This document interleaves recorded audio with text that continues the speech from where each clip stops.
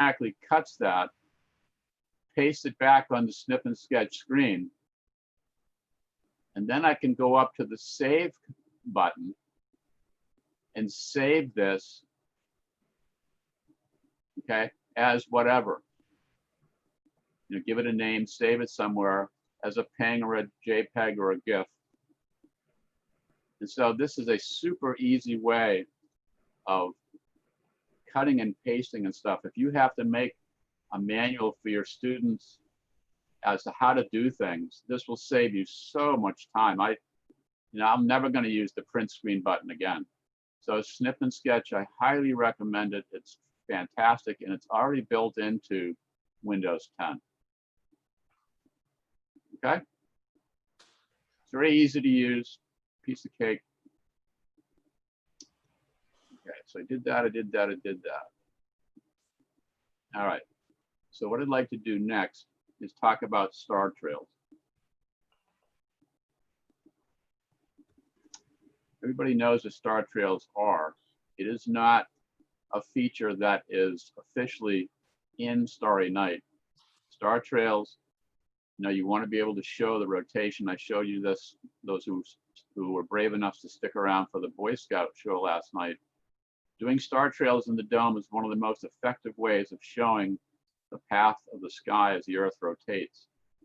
And so being able to do it is super important. You can do this obviously with side dome, but you can't do it from the interface from pre-flight. You have to go into a favorite file and edit that favorite file. And so that's what I'm going to do. You have to set things up, because what this does, let me go into a favorite file and I'll show you what I mean. There's a favorite file in Polaris Stationery, which is a mini lesson. That favorite file is called Star Trails 40 North. If you've never looked at a favorite file, it's a whole bunch of HTML commands. And there is an HTML command called star trails. And so you could set that value to either yes or no. If you open up a favorite file, you will not see this line. This is something you have to type in. And you have to type it in exactly the way it is. Like in this, you have to put the space between the quotes and value. There can't be any spaces in between the quotes for yes or no. Obviously, yes turns them on, no turns them off. Okay, so that is a command. If you want a favorite to make star trails active, you have got to put that line in. Where do you put it in? Doesn't matter. It just can't be at the very, you have to have the first several files up here. They have to be standard. Don't mess with them. But it can be anywhere in here. Doesn't matter. Okay. So use your word editor, whatever you WordPad or Notepad++. Stick that line in to the favorite that's going to call up star trails. Okay. So far, so good. Good. Good. Okay. So then,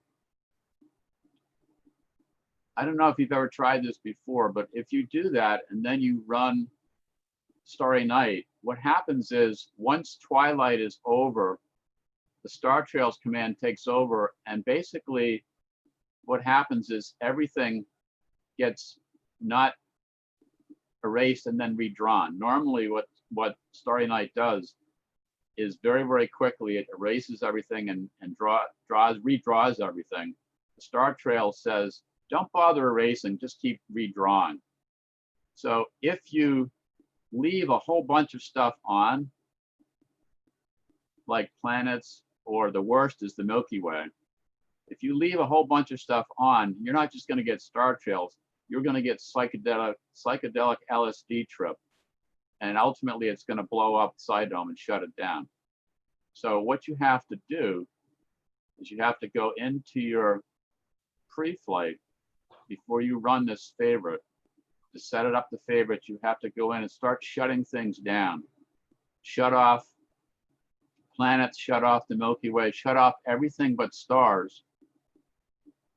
And then for stars, you want to limit the number of stars. You don't want them all on, because it gets to be, you've got lines drawn all over the place. So knock the number of stars down. Okay, and this contextual menu you can get by hovering over stars under options and clicking on it, and then you'll get this contextual menu. This bar is normally somewhere over here. Put it down closer to fewer, click OK, and then you'll be ready to go. Okay. Shall I demonstrate that, or are we happy? I just have a supremely stupid question, I feel. If you saved a favorite and you lowered the star count, right? Then whenever you clicked on that favorite, it would always have the low star count, even if you change your star count all the way back up. If you have saved, it's being saved in the favorite. Right. So I just put it into context for me. So for sixth graders, I always teach the Polaris lesson. I always use your Polaris lesson. But like, what I'm thinking this would be good for is I show Polaris at all these different latitudes, and I could technically make each of these favorites that I've saved with Polaris with all the different latitudes also have star trails on them. Absolutely. That's a great idea, Jamie. So if I were going to do that, and I think that's a super idea, just take my file and then just change your latitude, go somewhere else, and resave that favorite as star trails 50 degrees north or 60 degrees north. Just change your latitude, but don't change anything else. Right. Does that make sense? So load that favorite. Wait, load the favorite from your show. Yes. Okay. And then change your latitude. Mm-hmm. Okay. And then save a new favorite, add favorite, and call it something else, right? 60 degrees north or whatever. And then that will behave in exactly the same way, except you'll be at a different latitude. Okay. I like that. Thank you. So you can make a series of those, right? To show, I think that's a tremendous idea. Yeah. I do that for that lesson. I show, Polaris changing, and like I show the stars rotating, but I don't actually have the star trails turned on. I never knew how to do that, but that's awesome. Thank you. So now you can do that, right? You understand so you could have like 3 or 4 favorites and just click from one to the other, and that would show the star trails at different latitudes. I like it. Yeah. And then I wouldn't even have to edit the text files. No. See, exactly right. Once you have that file and that line is in there, when you resave it, it'll keep that line in there. Okay, that's perfect. And then I would just change the panorama, but I could just do that on the favorite. Exactly. You can change whatever you want. Just don't start adding things like the Milky Way, because then, it's like an LSD trip. Okay. Before Side Dome explodes. So I have a question with that. I've never tried to input any HTML. That kind of scares me. But you know how she just said that you go into the file, do a different latitude, and then save it. Could you go into the HTML portion of the file and change the latitude there, and then save that as a new file, and it would come up? I think the answer to that is yes, but I wouldn't do it that way. Okay. That would be, you'd be creating a lot of work. To do what Jamie would like to do, all you'd need to do is open Dave's favorite, right? Make sure time is stopped. And then like in your starball controls, just move your latitude rate to one direction or the other. When it gets to the latitude you like, stop it, hit save, give it a new name, and you've just made star trails at a new latitude. Okay. Would you like me to demo that? Yeah, because I've never actually used Starball to change my latitude. I would just change it on my location. I'm going to share my screen. We're going to do this. I'm breaking the #1 rule of teaching: never do anything off the cuff. But I'll share. We'll see what happens. Teachable moments. You do it all the time. Teachable moments. Teachable. I was going to say, that's a rule. Nobody told me that. I was going to say, that's a rule that I've been breaking. I didn't realize I was. Trust me. It's usually physics. Don't do it. Don't try to solve a problem you haven't solved before. Well, yeah. Okay, so hopefully everybody can see my pre-flight GUI. I've opened Yeah, up, we got you. Yes. I've opened up under mini lessons, the Polaris stationary, yes. And I've got Star Trails 40 degrees north clicked on, and that's what this screen is showing. Right on. Oh, I just lost my Starball thing. She wants me to do Starball. Right. Okay, so what I'm gonna do is, you want to go to the North Pole? Jamie, where do you want to go? Latitude. Yeah, let's do like 60 degrees north Arctic Circle, 66 degrees north the Arctic Circle, and then 90 degrees. So Well, I'm not is gonna do that a easy? I don't want to do 100 of them. I just want to do one. Huh. Oh.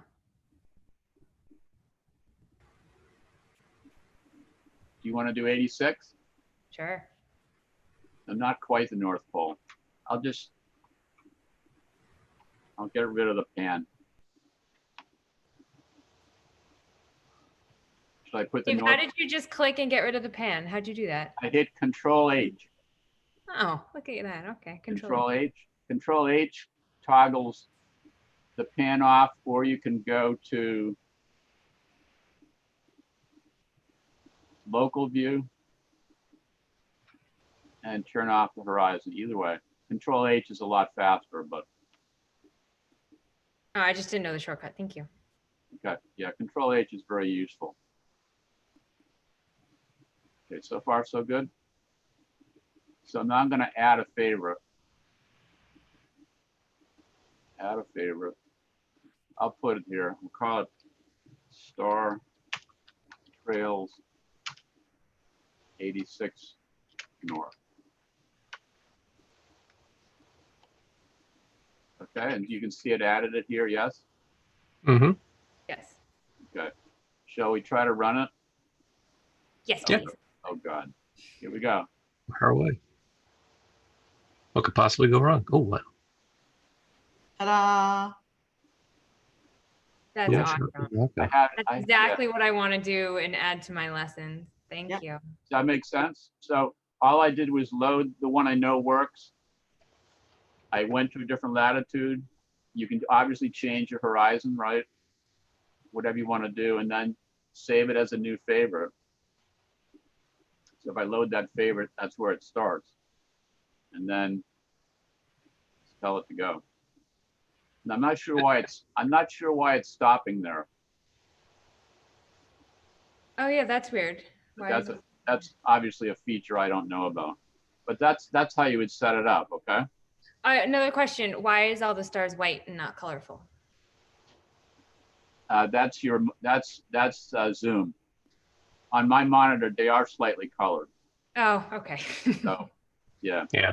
Oh, So to the majority- point you were making earlier about doing this, editing a text file, like you were saying, Dave, you can do that, but you're just running a huge risk of typing something wrong or a syntax error.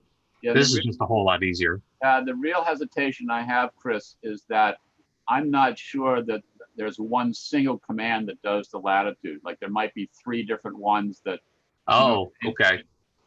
And so let Starry Night take care of those problems. Just change your Yeah. latitude in Starry Night, and it will automatically do all that stuff correctly. I want to change my my dates for a second, because the Star Trails only works. Star Trails only works when. Dave, why you changed the date and I feel like we got a ton more stars. Yeah, I know. So I think this is daytime, right? The sun would be up above the horizon here. Mm-hmm. yeah. Yeah. Okay. Yeah. Right. 8:45. So I'm trying to change it to December or November when I know the sun's not going to be up. I'm going to resave this. I think it's giving you more stars because again, it's not erasing what it had. Yeah, it might be that too, as it moved.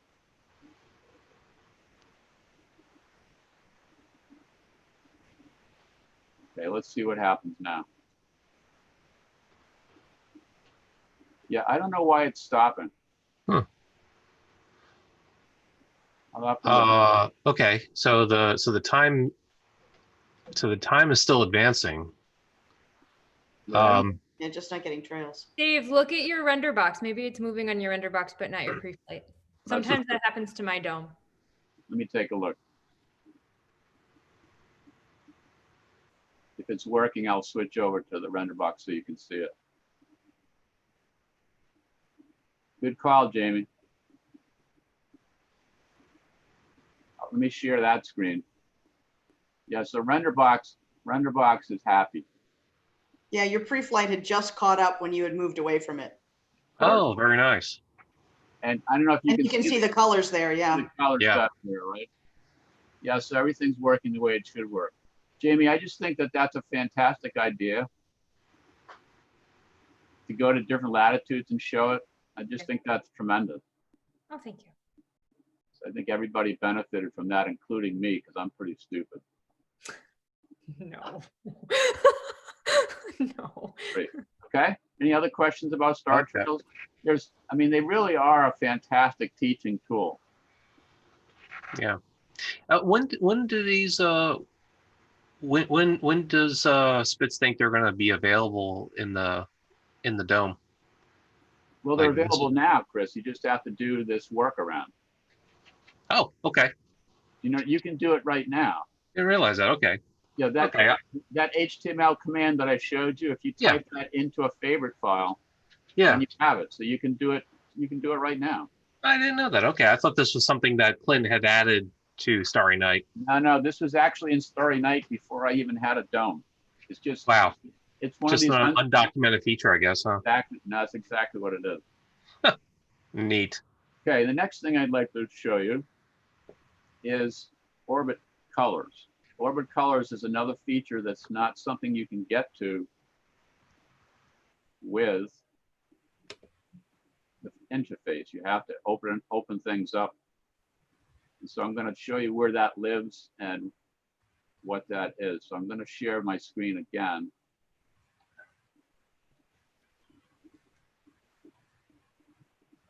I feel like this is a 3-ring circus, Scott, you know? Oh, so. I just have too many monitors. Okay. So there's a file called Orbit Color Overrides. I'm going to actually close this and take the risk of, I'm going to show you where it resides. Okay, you ready for this ride? So here we go. So you have to go to the root drive, C disk. All of this is in the notes. On the C drive, you know, you've got program files x86, and then you've got program data. Hopefully it's not invisible or hidden. You'll have to unhide it if it is. In program data is a folder called Simulation Curriculum, because that's the mother company that makes Starry Night. So go in there. There'll be a Starry Night Prefs folder. And there's our famous Sky Data folder, probably the most important folder that you need to access. And in there is the universe. When I talk about doing asterisms, that's where asterisms reside. Don't tell Linda Powell.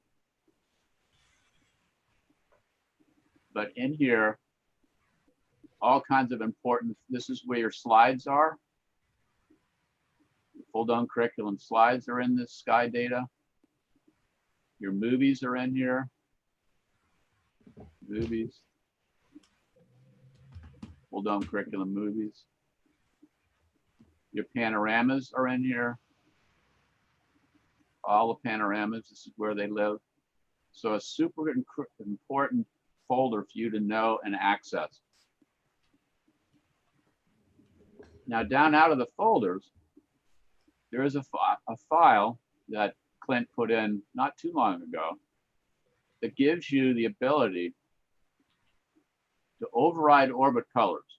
And so strangely enough, it's called orbit color overrides.txt. So I want to open that with Notepad++. And what Clint has done, whenever you see 2 forward slashes, that's the comment that tells HTML when it reads that that's a comment. So just ignore all the stuff that's in that. But this Clint has put all the explanations of how to edit this file and get the kind of colors that you want.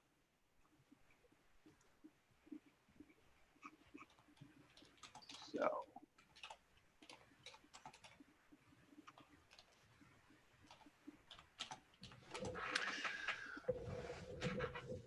what you would do is this is going to override the colors that are already in Starry Night. You'll notice that every single line is commented out, yes? So what you would do is you'd go in and change some values or add some lines here to change a color. So let me show you what I mean. Let's say we wanted to change the orbit of Mars to a different color. So if I select this and copy and paste, I'll put a new line down here.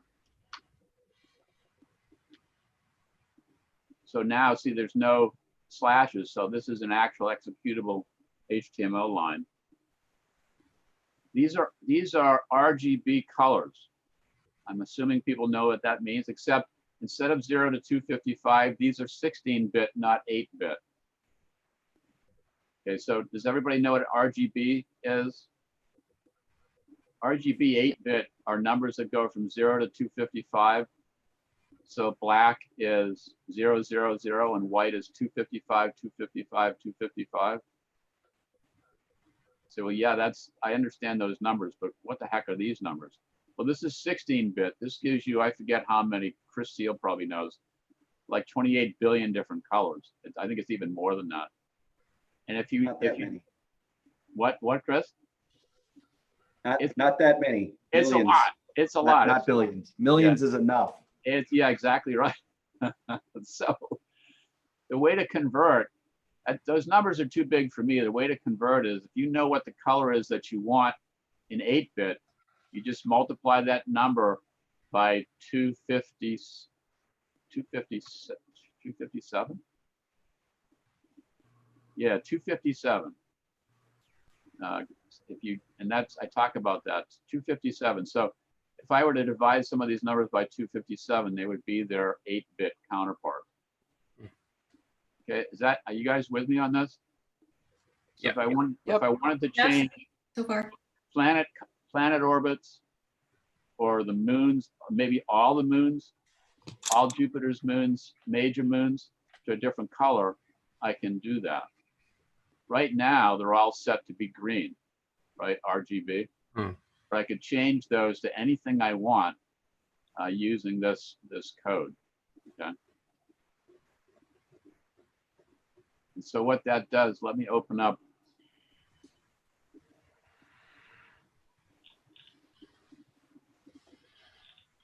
Again, this is the handout that Linda was referring to, changing orbit colors.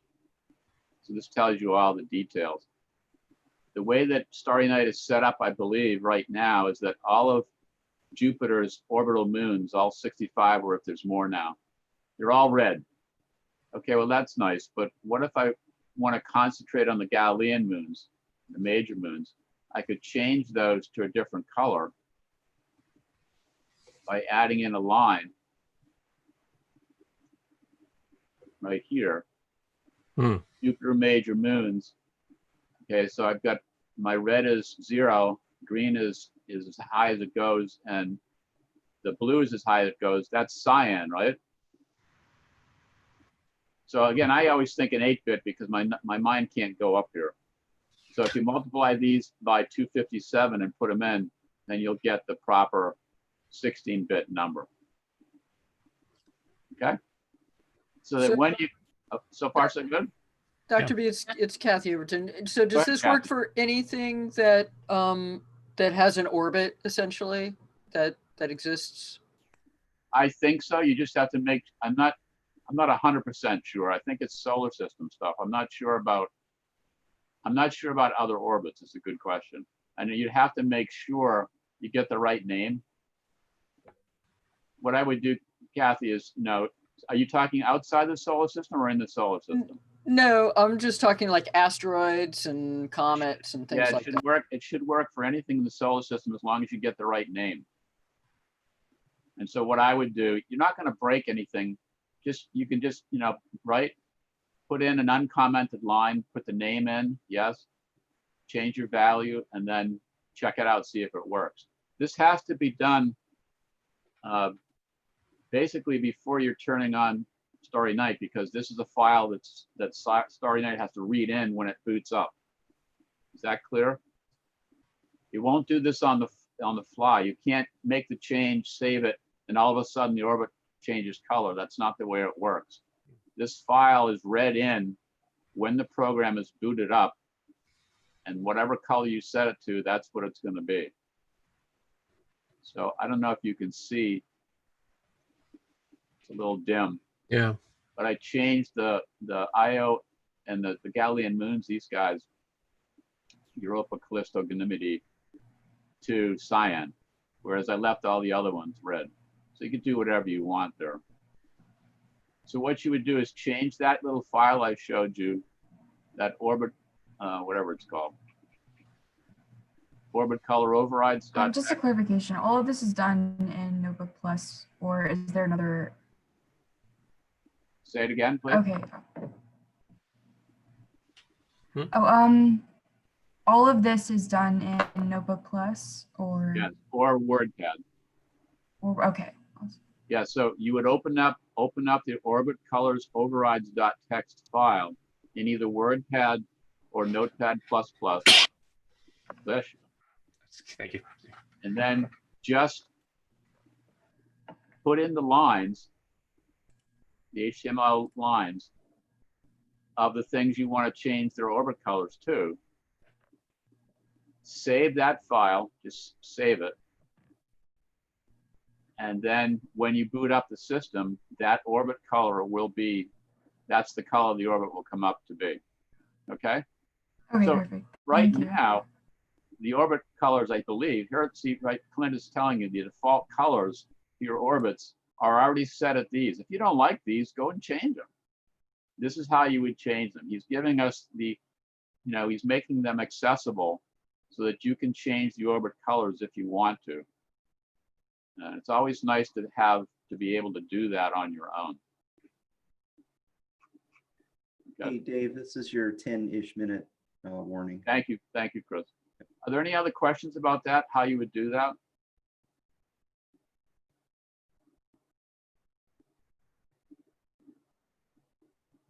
It's really pretty straightforward, and I think if you miscode it, I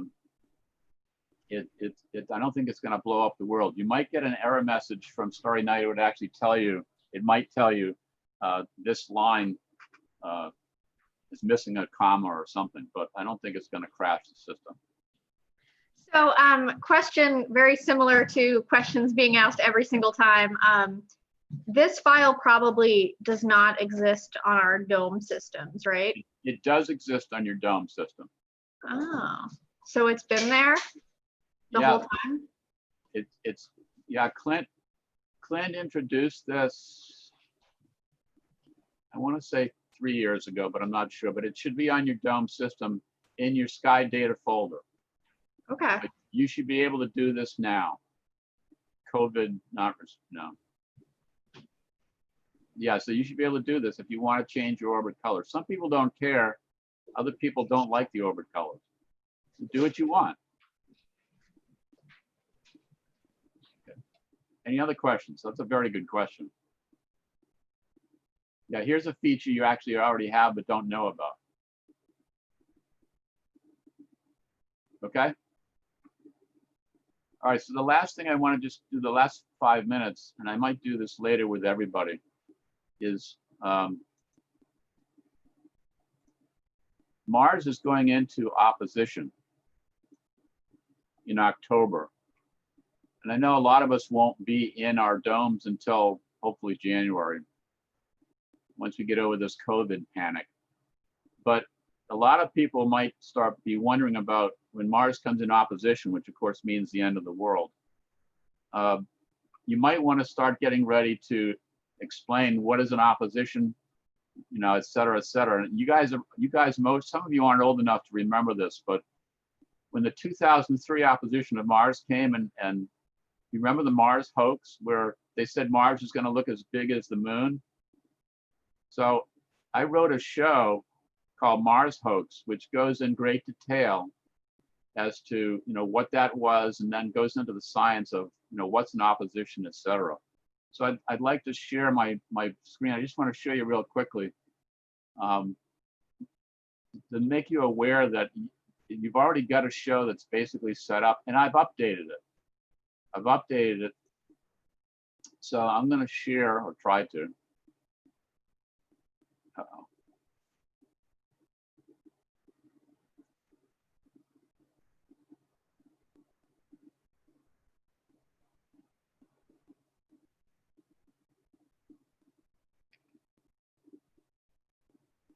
Can you guys still see me? Yeah, we're seeing you, Dave. Okay. But not your screen.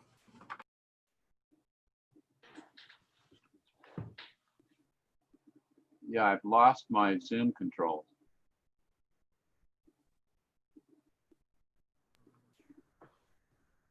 Try hitting escape, Dave, and that might take you out of full screen exclusive.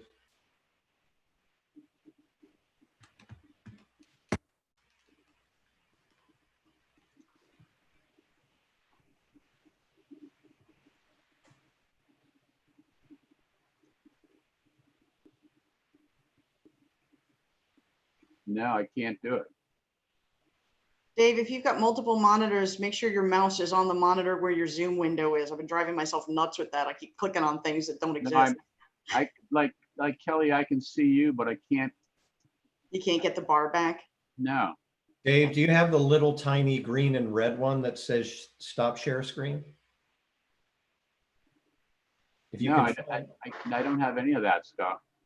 Huh. And you tried hitting escape? Yeah.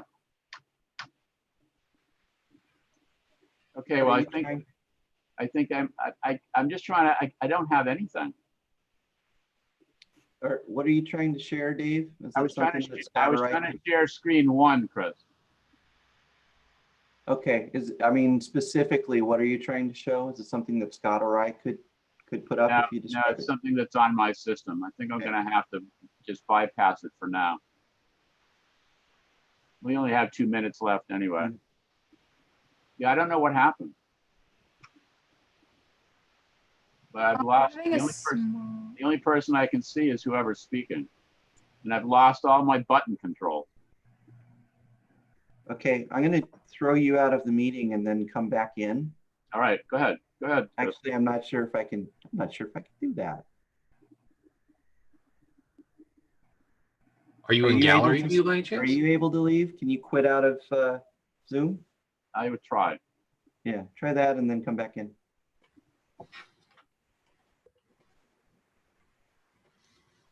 I suppose we can wait, give a few extra minutes for Dave right before lunch. So now's our time to make fun of him.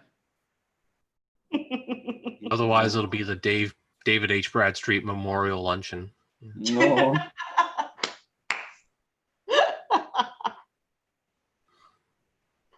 He died as he lived, somewhere on Zoom. Off Zoom. He's back. He's back. He's back. Can I share my screen now, Chris? As far as I know, can you? You tell me. Can you? Yeah, give me a second. Yeah, I've never had that happen before. Zoom said it's lunchtime. Yeah, maybe.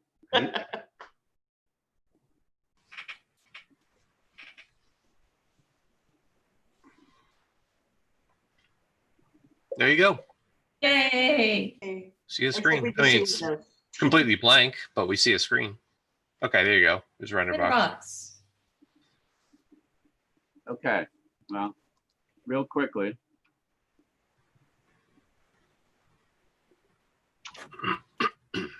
I'm just going to really quickly go. There's Mars.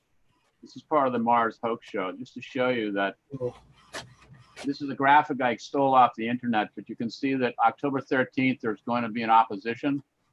It's a relatively close opposition, October 13th. And that's why I'm saying people might start talking about this nonsense again.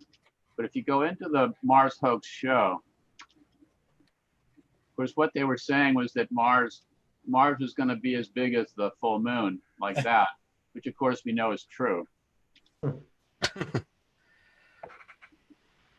So then there's a whole lot of explanations as to, what an opposition is. Just means that the sun, the earth is, and Mars are on the opposite, closest approach. It happens a little out over every 2 years. Which of course is what's called the synodic period. I have a whole series of lessons on synodic periods and how Copernicus determined the distances to the planets using those. But so there you can show people what the time it takes to go from one opposition to another. But then there's a subroutine, separate subroutine called oppositions of Mars. And Scott actually helped me do this, where it shows you successive oppositions and the apparent size of Mars at those oppositions. So again, you might want to show people this. Again, the hard work's already been done for you. All I'm doing is clicking through this mini lesson called Opposition of Mars. And you can see the different distances as denoted by those lines and the different apparent angular size of Mars for each of the oppositions. And I've added, you can see the 203 one, which is what caused all the trouble in the first place. This is the one that's happening in October. There'll be another one in 2022. We see this. And there'll be another one in 2025. So I've updated the opposition of Mars thing. So if you don't have that version, you can always get it from me. Really nice. Thank you. So yeah. just in case people bug you about this, you can do this online and show it online and so on. Okay, I'm done. Oh, sorry.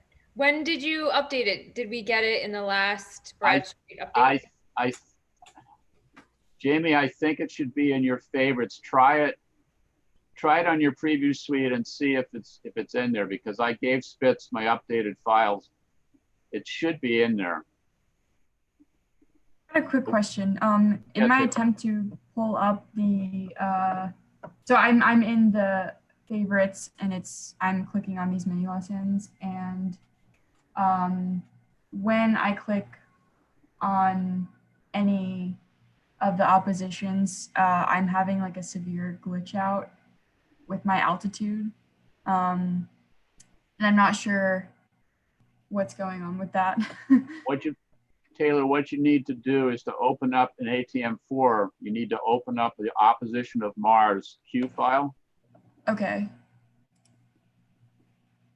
And then run opposition of Mars and see if that pulls up the favorites in the way they're supposed to be pulled up. Okay. Are you trying that? Yes, I'm gonna hit play. And if that doesn't work, then that's a feature. Okay. Dave, I'm looking at the files now. It looks like we only go up to 2020 in our preview suite. Okay, so you don't have the updated one. At least you have the 2020. Yeah, that's fine. But again, I could send you the updated ones. They're not a big deal. Okay. But when the updated preview suite goes out, which I think will be in whatever 3 or 4 weeks, Scott, something like that, I'm going to make sure that all my hold on curriculum is updated and put in that update. Awesome. Thank you. Yep. Okay, we're done. I think you guys, I think it's time for lunch. Fantastic. Hey, Dave, Yeah. We actually have 3. We have Mars Hoax, Mars Hoax HD, and Mars Hoax 1200. Now that was for the old different resolution side domes. Oh, okay. You would want just the Mars Hoax. Yeah, and Dave, if you recall, it turned out that problem had nothing to do with resolution. It just had to do with what people's dome fisheye distortion was set to. It had nothing to do with. We spent weeks and weeks and weeks making different versions for different resolutions because the lines weren't lining up. And then we realized all you had to do to fix that was just adjust your dome the fisheye fisheye correction a little bit. So if you do have a problem when you run those favorites on your dome system, when you run that file, if a bunch of the lines don't look like they're lining up, get in touch with me or Brad or somebody and we'll tell you how to fix that. And Good Scott, to know. just an observation. I'm looking at. I'm on my dome system, and I don't see. I see the full dome curriculum, but I don't see any of the MAR stuff. So where would I go to update that? Do I just get that from going to Spitz? Or yeah, I also don't see any of the Mars stuff on mine on the preview suite. That might mean that volume of the full dome curriculum was never even installed on the system in the first place. Like maybe we distributed it, but it was not installed. That is the case, Scott. Yeah. So I would get in touch with Brad or maybe Sue, or email Sue and copy Brad. And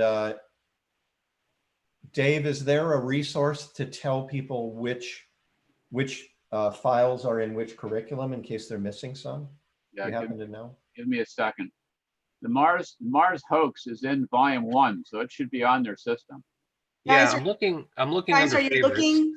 Are you looking in favorites? You got to look in shows to see Mars Hoax. Mars Hoax is a show. It's a show. Has its own favorites that are called something else. So if you open a shows pane, you'll see it. Yeah.